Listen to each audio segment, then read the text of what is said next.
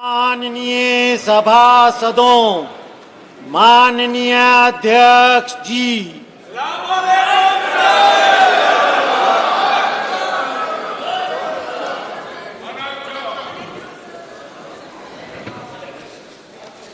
माननीय सदस्यगण,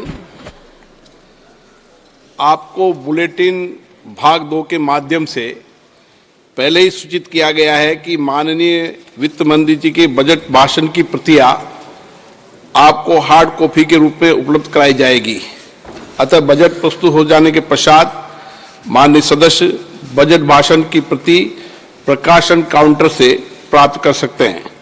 आपको ये भी सूचित किया जाता है कि माननीय मंत्री द्वारा बजट प्रस्तुत किए जाने के पश्चात उसे मेंबर पोर्टल पर भी उपलब्ध करा दिया जाएगा। माननीय वित्त मंत्री जी,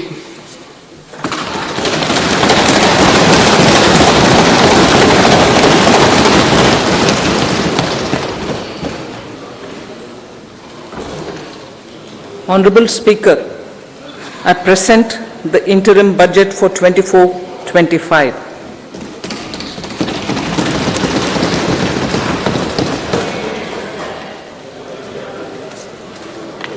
The Indian economy has witnessed profound positive transformation in the last 10 years.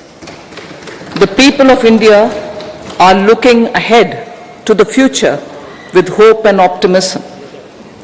With the blessings of the people, when our government under the visionary and dynamic leadership of Honorable Prime Minister Shri Narendra Modi assumed office in 2014, the country was facing enormous challenges. With Sabka Saath, Sabka Vikas as its mantra, the government overcame those challenges in right earnest. Structural reforms were undertaken. Pro-people programs were formulated and implemented promptly. Conditions were created for more opportunities for employment and entrepreneurship. The economy got a new vigor. The fruits of development started reaching the people at scale. The country got a new sense of purpose and hope. Naturally, the people blessed the government with a bigger mandate. In the second term, our government under the leadership of Honorable Prime Minister doubled down on its responsibilities to build a prosperous country with comprehensive development of all people and all regions. Our government strengthened its mantra to Sabka Saath, Sabka Vikas and Sabka Vishwas.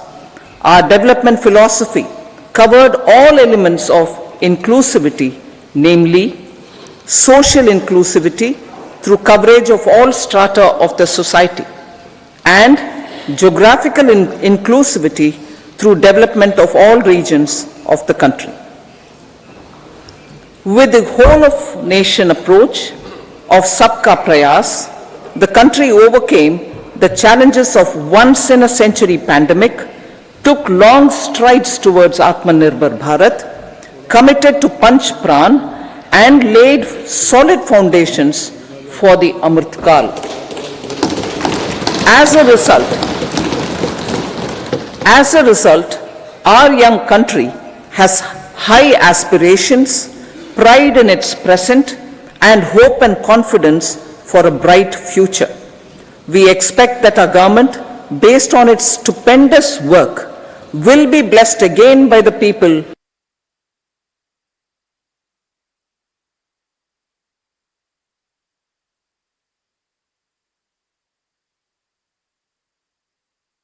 approach to development is a marked and deliberate departure from the earlier approach of provisioning up to village level. Development programs were thus provisioned. In the last 10 years, however, have targeted each and every household and individual through housing for all, Har Ghar Jal, electricity for all, cooking gas for all, bank accounts and financial services for all in record time. The worries about food have been eliminated through free ration for 80 crore people. Minimum support prices for the produce of Annadata are periodically increased appropriately. These and the provision of basic necessities have enhanced real income in the rural areas. Their economic needs could be addressed, thus spurring growth and generating jobs. Social justice. Our government is working with an approach to development that is all-round, all-pervasive and all-inclusive. Sarvangin, Sarvasparshi or Sarvasamaveshi. It covers all castes and people at all levels. We are working to make India a Vikasit Bharat by 2047. For achieving that goal, we need to improve people's capability and empower them. Previously, social justice was mostly a political slogan. For our government, social justice is an effective and necessary governance model. The saturation approach of covering all eligible people is the true and comprehensive achievement of social justice. This is secularism in action, reduces corruption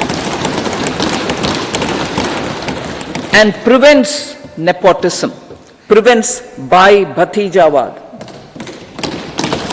There is transparency and assurance that benefits are delivered to all eligible people. The resources are distributed fairly. All, regardless of their social standing, get access to opportunities. We are addressing systemic inequalities that had plagued our society. We focus on outcomes and not on outlays so that the social economic transformation is achieved. As our Prime Minister firmly believes, we need to focus on 4 major castes.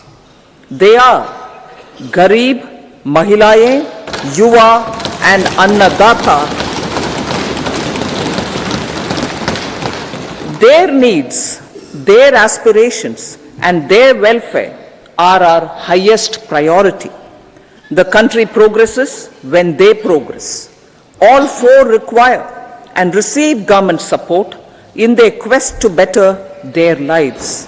Their empowerment and well-being will drive the country forward. Garib Kalyan, Desh Ka Kalyan. We believe in empowering the poor. The earlier approach of tackling poverty through entitlements had resulted in very modest outcomes. When the poor became empowered partners in the development process, government's power to assist them also increases manifold. With the pursuit of Sabka Saath, in these 10 years, the government has assisted 25 crore people to get freedom from multi-dimensional poverty. Our government's efforts are now getting synergized with energy and passion of such empowered people. This is truly elevating them from poverty. Direct benefit transfer of 34 lakh crore rupees from the government using PM Jan Dhan accounts has led to savings of 2.7 lakh crores of rupees for the government. This savings has been realized through avoidance of leakages prevalent earlier. The savings have helped in providing more funds for Garib Kalyan. PM Swanidhi has provided credit assistance to 78 lakh street vendors. From that total of 78 lakh street vendors, 2.3 lakh have received credit for the 3rd time. PM Janman Yojana reaches out to the particularly vulnerable tribal groups who have remained outside the realm of development so far. PM Vishwakarma Yojana provides end-to-end support to artisans and craftspeople engaged in 18 trades. The schemes for empowerment of Divyangs and transgender persons reflect firm resolve of our government to leave no one behind. Welfare of Annadata. Farmers are our Annadata. Every year under PM Kisan Samman Yojana, direct financial assistance is provided to 11.8 crore farmers, including marginal and small farmers. Crop insurance is given to 4 crore farmers under PM Fasal Bima Yojana. These, besides several other programs, are assisting Annadata in producing food for the country and for the world. Electronic National Agricultural Market has integrated 1,361 mandis and is providing services to 1.8 crore farmers with trading volume of 3 lakh crores of rupees. The sector is poised for inclusive, balanced, higher growth and productivity. These are facilitated from farmer-centric policies, income support, coverage of risks through price and insurance support, promotion of technologies and innovations through startups. Empowering the Amrit PD, the Yuva. Our prosperity depends on adequately equipping and empowering the youth. The National Education Policy 2020 is ushering the transformational reforms. PM Schools for Rising India, PM Shri, are delivering quality teaching and nurturing holistic and well-rounded individuals. The Skill India mission has trained 1.4 crore youth, upskilled and reskilled 54 lakh youth, and established 3,000 new ITIs. A large number of institutions of higher learning, namely 7 IITs, 16 triple ITs, 7 IIMs, 15 AIMS, and 390 universities have been set up.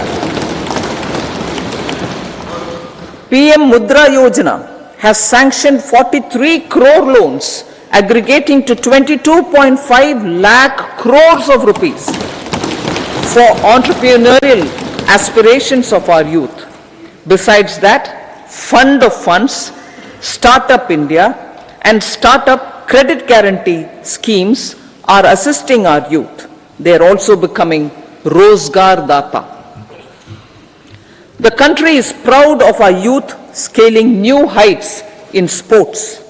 The highest ever medal tally in Asian Games and Asian Para Games in 2023 reflects a high confidence level.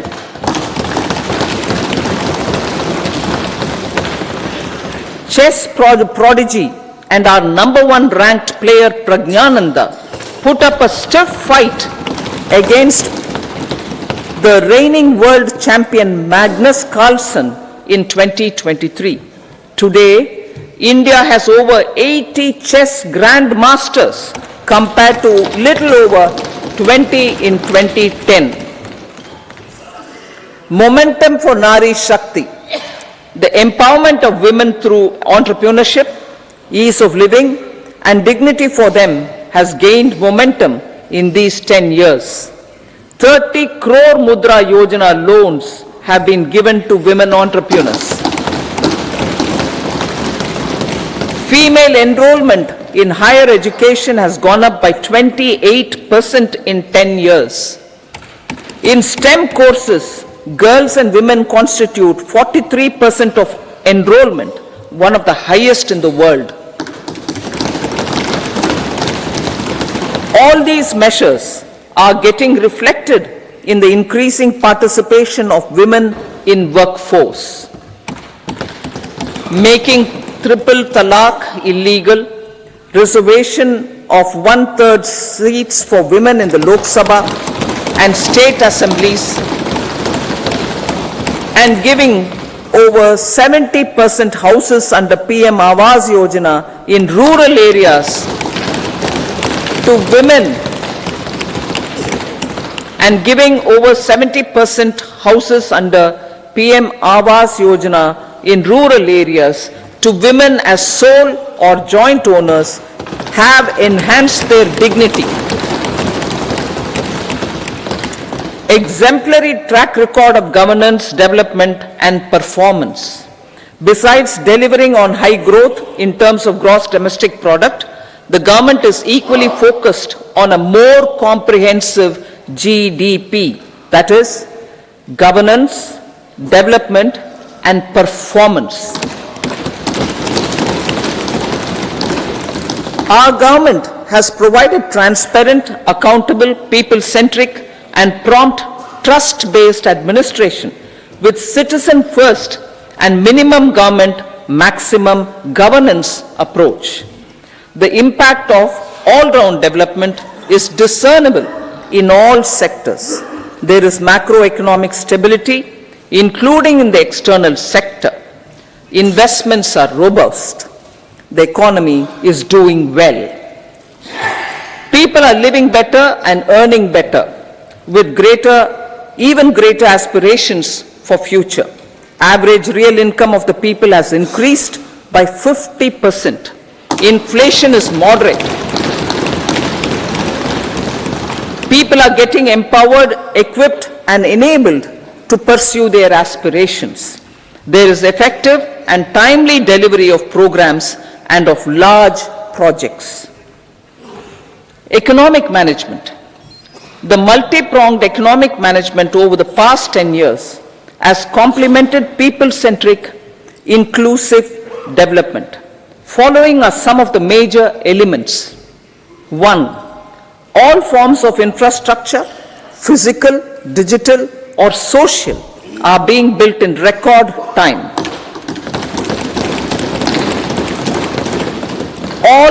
Number 2.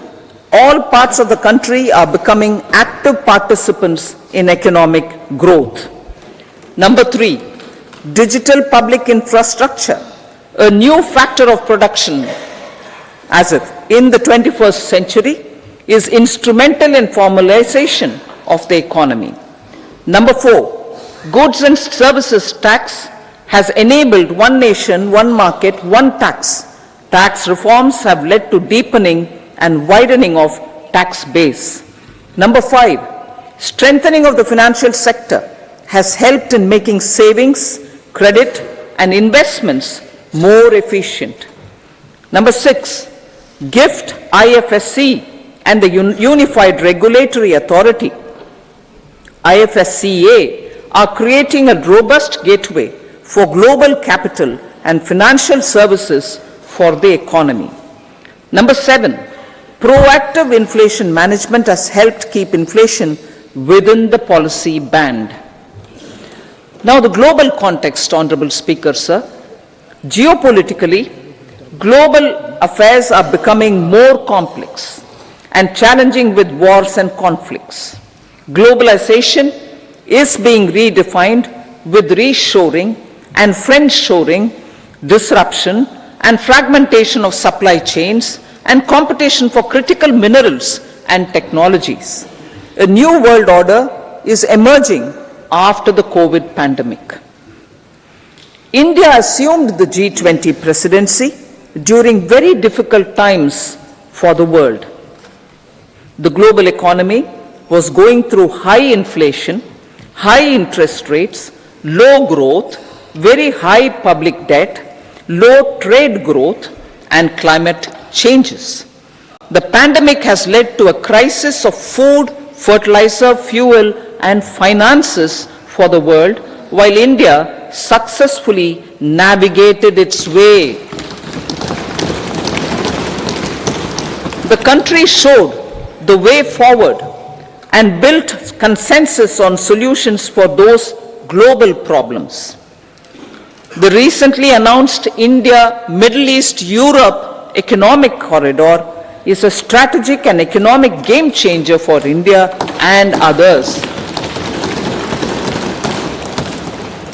In the words of Honorable Prime Minister, the corridor, and I quote, will become the basis of world trade for hundreds of years to come, and history will remember that this corridor was initiated on Indian soil, unquote. Vision for Vikasit Bharat. Our vision for Vikasit Bharat is that of prosperous Bharat in harmony with nature, with modern infrastructure, and providing opportunities for all citizens and all regions to reach their potential. With confidence arising from strong and exemplary track record of performance and progress, earning Sabka Vishwas, the next 5 years will be years of unprecedented development and golden moments to realize the dream of developed India by 2047. The trinity of demography, democracy, and diversity backed by Sabka Prayas has the potential to fulfill aspirations of every Indian. As Honorable Prime Minister in his Independence Day address to the nation mentioned, I quote, there is no dearth of opportunities, as many opportunities as we want. The country is capable of creating more opportunities. Sky is the limit, unquote. Strategy for Amrit Kal. Our government will adopt economic policies that foster and sustain growth, facilitate inclusive and sustainable development, improve productivity, create opportunities for all, help them enhance their capabilities, and contribute to generation of resources to power investments and fulfill aspirations. Guided by the principle, reform, perform, and transform, the government will take up next generation reforms and build consensus with the states and stakeholders for effective implementation. It is an important policy priority for our government to ensure timely and adequate finances, relevant technologies, and appropriate training for the micro, small, and medium enterprises, MSMEs, to grow and also compete globally. Orienting the regulatory environment to facilitate their growth will be an important element of this policy mix. Aligning with the Panchamrit goals, our government will facilitate sustaining high and more resource-efficient economic growth. This will work towards energy security in terms of availability, accessibility, and affordability. For meeting the investment needs, our government will prepare the financial sector in terms of size, capacity, skills, and regulatory framework. Aspirational Districts Program. Our government stands ready to assist the states in faster development of aspirational districts and blocks, including generation of ample economic opportunities. Development of the East. Our government will pay utmost attention to make the eastern region and its people a powerful driver of India's growth.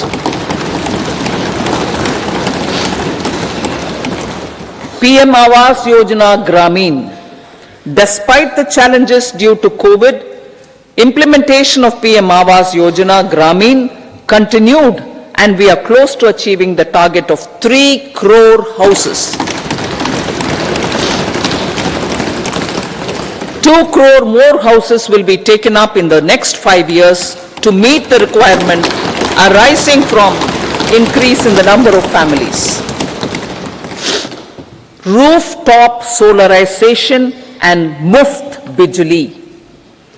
Through rooftop solarization, 1 crore households will be enabled to obtain up to 300 units free electricity every month.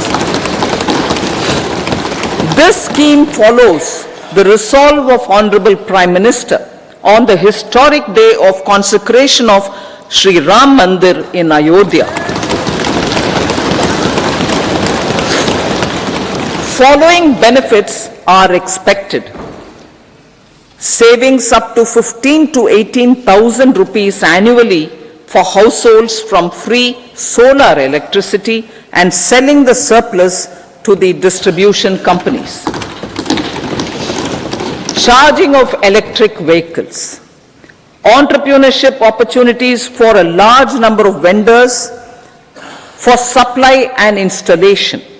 Employment opportunities for the youth with technical skills in manufacturing, installation, and maintenance.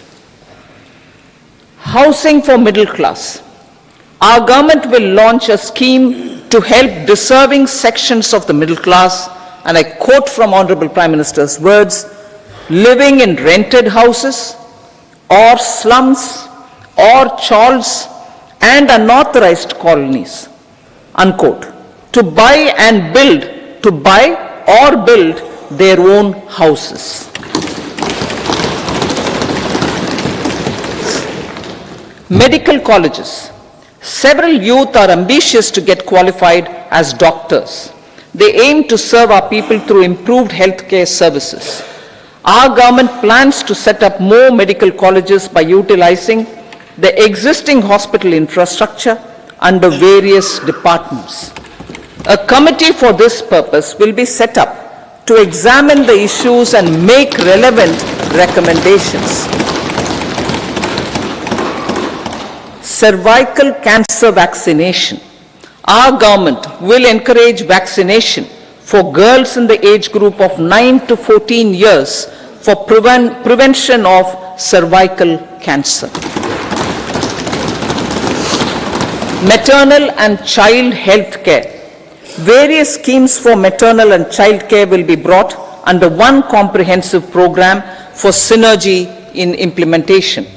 Upgradation of Anganwadi centers under Saksham Anganwadi and Poshan 2.0 will be expedited for improved nutrition delivery, early childhood care and development.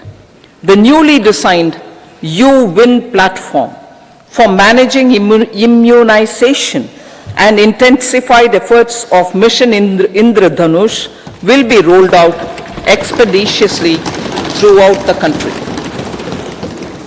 Ayushman Bharat. Healthcare cover under Ayushman Bharat scheme will be extended to all ASHA workers, to all Anganwadi workers and helpers. Agriculture and food processing. The efforts of value addition in agriculture sector and boosting farmers' incomes will be stepped up. Pradhan Mantri Kisan Sampada Yojana has benefited 38 lakh farmers and generated 10 lakh employment. Pradhan Mantri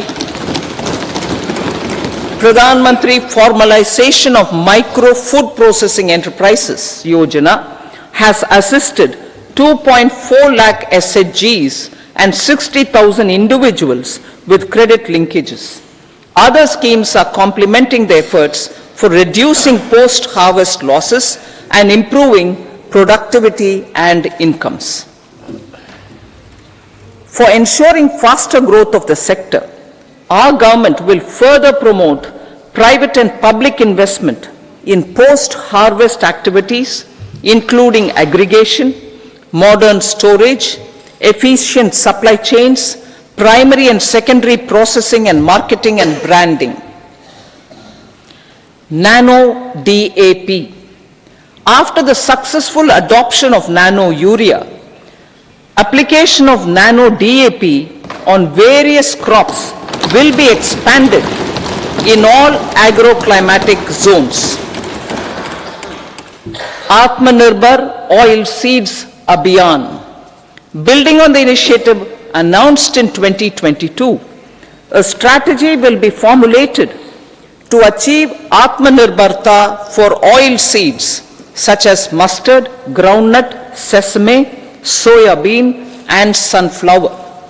This will cover research for high-yielding varieties, widespread adoption of modern farming techniques, market linkages, procurement, value addition, and crop insurance. Dairy development. A comprehensive program for supporting dairy farmers will be formulated. Efforts are already on to control foot and mouth disease. India is the world's largest milk producer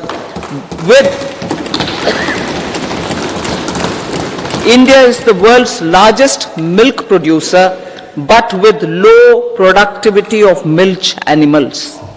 The program will be built on the success of existing schemes such as Rashtriya Gokul Mission, National Livestock Mission, and infrastructure development funds for dairy processing and animal husbandry. Matsya Sampada. It was our government which set up a separate department for fisheries, realizing the importance of assisting fishermen. This has resulted in doubling of both inland and aquaculture production. Seafood exports since 2013-14 has also doubled. Implementation of Pradhan Mantri Matsya Sampada Yojana will be stepped up to 1. Enhance aquaculture productivity from existing 3 to 5 tons per hectare. 2. Double exports to 1 lakh crore rupees, and 3. Generate 55 lakh employment opportunities in the near future. 5 integrated aqua parks will also be set up. Lakpati Didi.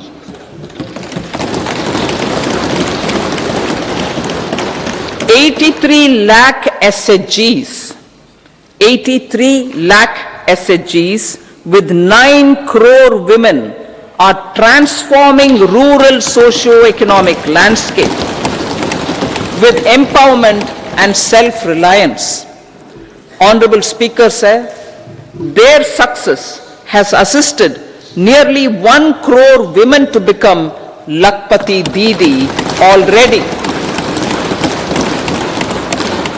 They are an inspiration to others. Their achievements will be recognized through honoring them.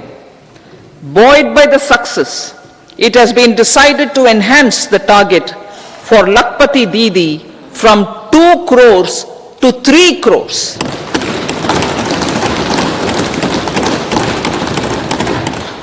Technological changes, new age technologies and data are changing the lives of people and businesses. They are also enabling new economic opportunities and facilitating provision of high quality services at affordable prices for all, including those at the bottom of the pyramid. Opportunities for India at the global level are expanding. India is showing solutions through innovation and entrepreneurship of its people. Research and innovation for catalyzing growth, employment, and development. Prime Minister Shastri, Prime Minister Lal Bahadur Shastri gave the slogan of Jai Jawan, Jai Kisan. Prime Minister Vajpayee, Atal Bihari Vajpayee ji, made that Jai Jawan, Jai Kisan, Jai Vigyan. Prime Minister Modi has furthered that to Jai Jawan, Jai Kisan, Jai Vigyan and Jai Anusandhan, as innovation is the foundation of development. For our tech-savvy youth, this will be a golden era. A corpus of 1 lakh crore rupees will be established with 50-year interest-free loan provided. The corpus will provide long-term financing or refinancing with long tenors and low and or nil. I repeat that sentence. The corpus will provide long-term financing or refinancing with long tenors and low or nil interest rates. This will encourage the private sector to scale up research and innovation significantly in sunrise domains. We need to have programs that combine the powers of our youth and technology. A new scheme will be launched for strengthening deep tech technologies for defense purposes and expediting Atmanirbharta. Infrastructure development. Building on the massive tripling of the capital expenditure outlay in the past 4 years, resulting in huge multiplier impact on economic growth and employment creation, the outlay for the next year is being increased by 11.1% to 11,111 crore rupees. This would be 3.4% of our GDP. Railways. 3 major railway corridor programs will be implemented. These are energy, mineral and cement corridor.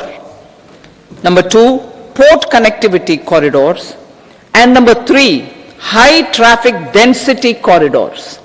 The projects have been identified under the PM Gati Shakti for enabling multimodal connectivity. They will improve logistics efficiency and reduce cost. The resultant decongestion of the high traffic corridors will also help in improving operations of passenger trains, resulting in safety and higher travel speed for passengers. Together with dedicated freight corridors, these 3 economic corridor programs will accelerate our GDP growth and reduce logistic costs.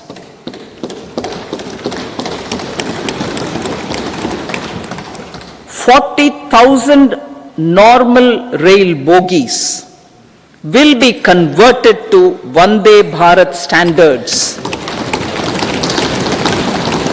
to enhance safety, convenience and comfort of passengers. Aviation sector. The aviation sector has been galvanized in the past 10 years. Number of airports have doubled to 149. Rollout of air connectivity to Tier 2 and Tier 3 cities under UDAN scheme has been widespread. 517 new routes are carrying 1.3 crore passengers. Indian carriers have proactively placed orders for over 1,000 new aircrafts. Expansion of existing airports and development of new airports will continue expeditiously. Metro and Namo Bharat. We have a fast expanding middle class and rapid urbanization is taking place. Metro rail and Namo Bharat can be the catalyst for the required urban transformation. Expansion of these systems will be supported in large cities focusing on transit-oriented development. Green energy. Towards meeting our commitment for net zero by 2070, the following measures will be taken. Viability gap funding will be provided for harnessing offshore wind energy, potential for initial capacity of 1 gigawatt. Coal gasification and liquefaction capacity of 100 metric tons will be set up by 2030. This will also help in reducing imports of natural gas, methanol and ammonia. Phased mandatory blending of compressed biogas in compressed natural gas for transport and piped natural gas for domestic purposes will be mandated. Financial assistance will be provided for procurement of biomass aggregation machinery to support collection. Electric vehicle ecosystem. Our government will expand this and strengthen the e-vehicle ecosystem by supporting manufacturing and charging infrastructure. Greater adoption of e-buses for public transport networks will be encouraged through payment security mechanism. Biomanufacturing and biofoundry. For promoting green growth, a new scheme of biomanufacturing and biofoundry will be launched. This will provide environment-friendly alternatives such as biodegradable polymers, bioplastics, biopharmaceuticals, and bioagri inputs. This scheme will also help in transforming today's consumptive manufacturing paradigm to the one based on regenerative principles. Blue Economy 2.0. For promoting climate resilient activities for Blue Economy 2.0, a scheme for restoration and adaptation measures and coastal aquaculture and mariculture with integrated and multi-sectoral approach will be launched. Comprehensive development of tourist centers. The success of organizing G20 meetings in 60 places presented diversity of India to global audience. Our economic strength has made the country an attractive destination for business and conference tourism. Our middle class also now aspires to travel and explore. Tourism, including spiritual tourism, has tremendous opportunities for local entrepreneurship. States will be encouraged to take up comprehensive development of iconic tourist centers, branding and marketing them at global scale. A framework for rating of the centers based on quality of facilities and services will be established. Long-term interest-free loans will be provided to states for financing such development on matching basis. To address the emerging fervor for domestic tourism, Honorable Speaker, sir, projects for port connectivity, tourism infrastructure, and amenities will be taken up on our islands, including Lakshadweep. This will help in generating employment also. Promoting investments. The FDI inflow during 2014 to 23 was 596 billion US dollars, marking a golden era. That is twice the inflow during 2005 to 14. For encouraging sustained foreign investment, we are negotiating bilateral investment treaties with our foreign partners in the spirit of First Develop India. FDI is First Develop India. Reforms in the states for Vikasit Bharat. Many growth and development enabling reforms are needed in the states for realizing the vision of Vikasit Bharat. A provision of 75,000 crore rupees as 50-year interest-free loan is proposed this year to support those milestone-linked reforms by the state governments. Societal changes. The government will form a high-powered committee for an extensive consideration of the challenges arising from fast population growth and demographic changes. The committee will be mandated to make recommendations for addressing these challenges comprehensively in relation to the goal of Vikasit Bharat. Amrit Kal as Kartavya Kal. Our government stands committed to strengthening and expanding the economy with high growth and to create conditions for people to realize their aspirations.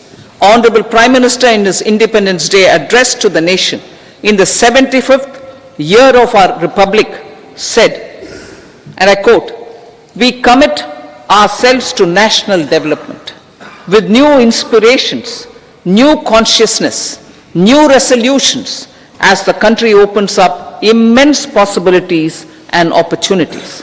It is our Kartavya Kal. Unquote. Every challenge of the pre-2014 era was overcome through our economic management and our governance. These have placed the country on a resolute path of sustained high growth. This has been possible through right policies, true intentions, and appropriate decisions. In the full budget in July, Honorable Speaker, our government will present a detailed roadmap for our pursuit of Vikasit Bharat.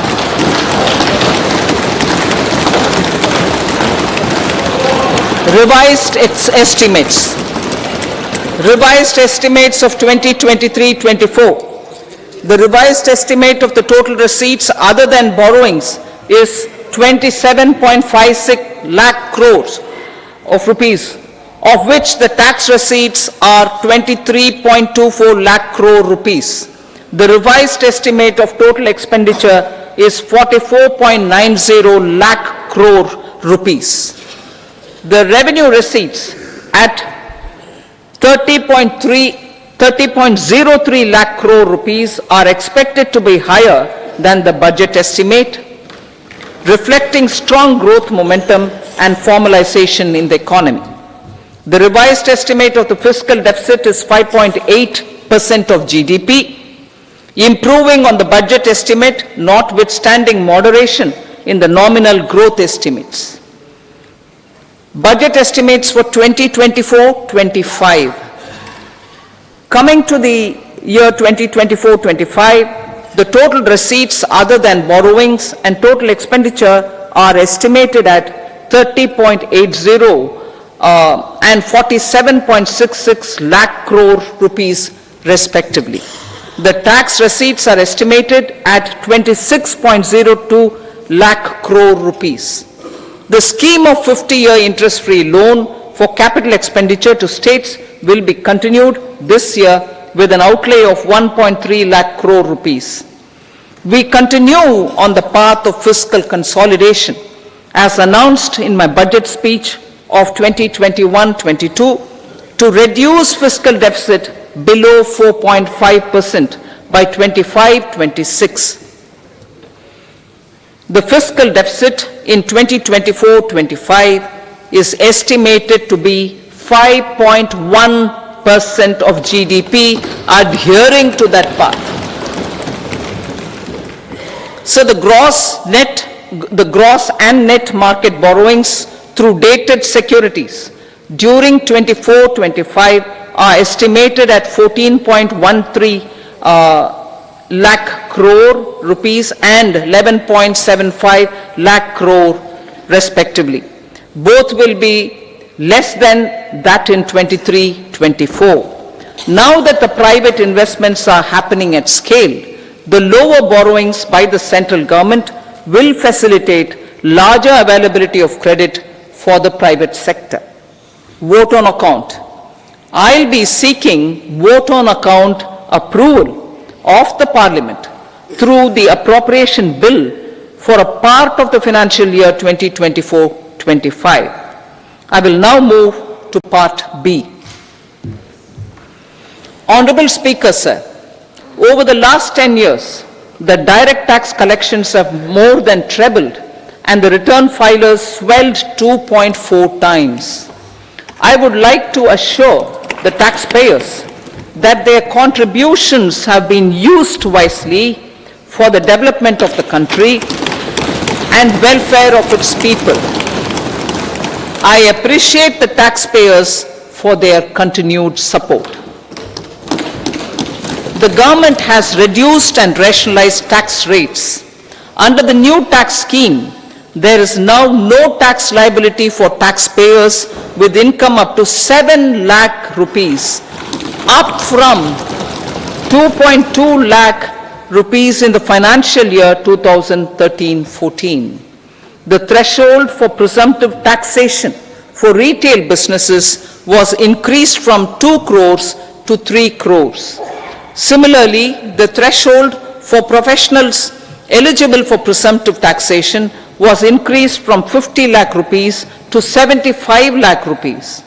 Also, corporate tax rate was decreased from 30% to 22% for existing domestic companies and to 15% for certain new manufacturing companies. Honorable Speaker, sir, in the last 5 years, our focus has been to improve taxpayer services.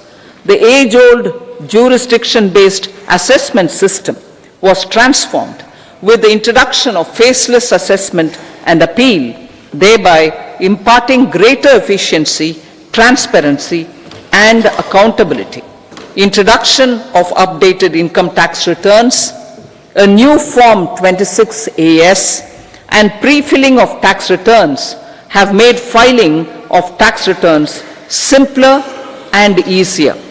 Average processing time of returns has been reduced from 93 days in the year 2013-14 to a mere 10 days this year, thereby making refunds faster. Indirect taxation. By unifying the highly fragmented indirect tax regime in India, the GST has reduced the compliance burden on trade and industry. The industry has acknowledged the benefits of GST. According to a recent survey conducted by a leading consulting firm, 94% of industry leaders view the transition to GST as largely positive.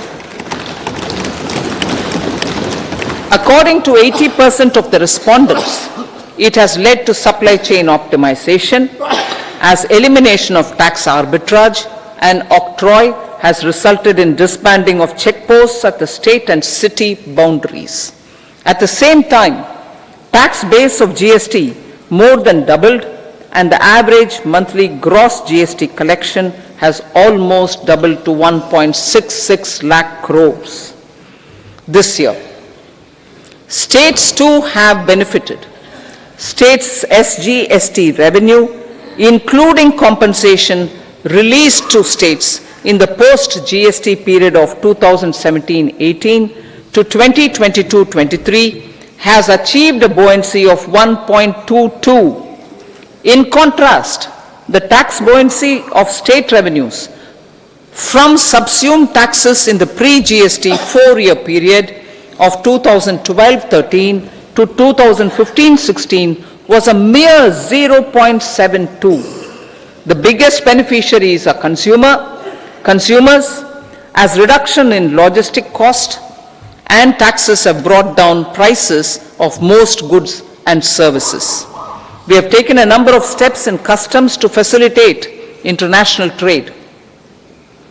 As a result, the import release time declined by 47% to 71 hours at inland container depots, by 28% to 44 hours at air cargo complexes, and by 27% to 85 hours at seaports over the last 4 years since 2019, when the national time release studies were first started.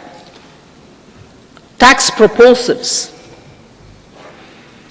As for tax proposals, in keeping with the convention, I do not propose to make any changes relating to taxation and propose to retain the same tax rates for direct and indirect taxes, including import duties. However, certain tax benefits to startups and investments made by sovereign wealth or pension funds, as also tax exemption on certain income of some IFSC units, are expiring on 31/3/2024. To provide continuity in taxation, I propose to extend the date to 31/3/2025. Moreover, in line with our government's vision to improve ease of living and ease of doing business, I wish to make an announcement to improve taxpayer services. There are a large number of petty, non-verified, non-reconciled or disputed direct tax demands, many of them dating as far back as 1962, which continue to remain on the books, causing anxiety to honest taxpayers and hindering refunds of subsequent years. Honorable Speaker, sir, I propose to withdraw such outstanding direct tax demands up to 25,000 rupees pertaining to the period up to financial year 2009-10 and up to 10,000 rupees for financial years 2010-11 to 2014-15. This is expected to benefit about 1 crore taxpayers. 1 crore taxpayers would benefit out of this. Economy then and now. In 2014, when our government assumed the reins, the responsibility to mend the economy step by step and to put the governance systems in order was enormous. The need of the hour was to give hope to the people, to attract investments, and to build support for the much needed reforms.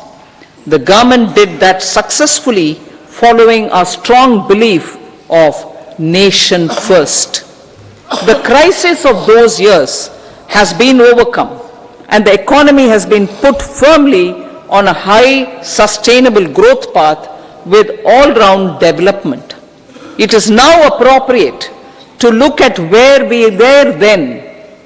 I repeat, it is now appropriate to look at where we were then till 2014 and where we are now, only for the purpose of drawing lessons from the mismanagement of those years.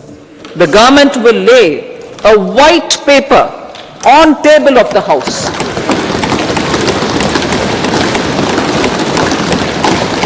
The exemplary track record of governance, development and performance, effective delivery and Jan Kalyan has given the government trust, confidence and blessings of the people to realize whatever it takes. The goal of Vikasit Bharat with good intentions, true dedication and hard work in the coming years and decades. With this, Honorable Speaker, I commend the interim budget to this august House. Jai Hind.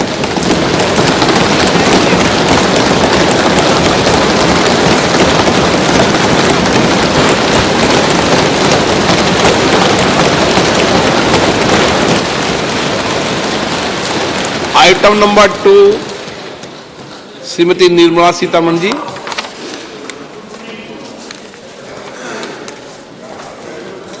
So, with your permission, I rise to lay on the table the following statements under Section 3(1) of the Fiscal Responsibility and Budget Management Act 2003, Medium-Term Fiscal Policy cum Fiscal Policy